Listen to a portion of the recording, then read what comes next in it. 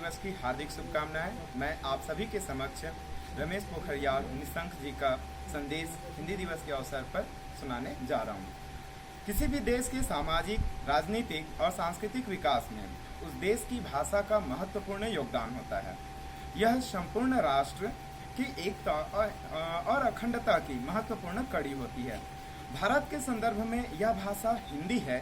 राष्ट्रपिता महात्मा गांधी ने कहा था कि राष्ट्रीय व्यवहार में हिंदी को काम में लाना देश की एकता और उन्नति के लिए आवश्यक है। यह वर्ष हमारे देश और हमारे मंत्रालय के लिए ऐतिहासिक है। इस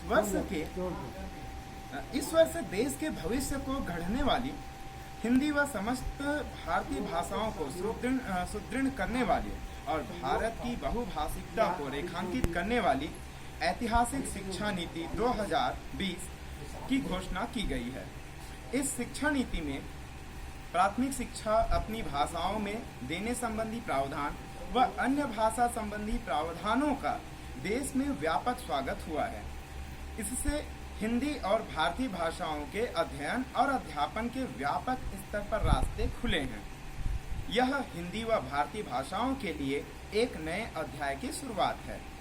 हिंदी के राष्ट्रव्यापी विस्तार में हिंदीतर क्षेत्र के राष्ट्रीय नेताओं की महत्वपूर्ण भूमिका रही है। हमें भी अन्य भारतीय भाषाओं से समन्वय, सद्भाव और संवाद के रास्ते से संविधान के अनुच्छेद 351 की भावना के अनुसार राजभाषा के रूप में हिंदी के विकास और समृद्धि में सहयोग देना है। आज प्रौद्योगिकी का युग है। हम हिंदी के प्रचार प्रसार में यथासंभव प्रौद्योगिकी का उपयोग करें। हमें भाषा दक्ष होने के साथ साथ प्रौद्योगिकी सक्षम भी होना होगा। इससे हमारे काम की क्षमता कई गुना बढ़ जाएगी। माननीय प्रधानमंत्री जी ने वर्ष 2015 में भोपाल में आयोजित विश्व हिंदी सम्मेलन में हिंदी के प्रचार प्रसार में प्रौद्योगिकी के इस्तेमाल पर विशेष जोर दिया है। हिंदी के विकास और प्रचार प्रसार की दृष्टि से शिक्षा मंत्रालय अत्यंत महत्वपूर्ण मंत्रालय है।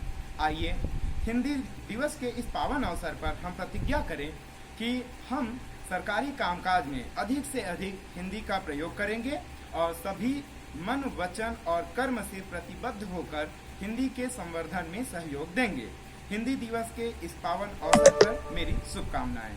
धन्यवाद।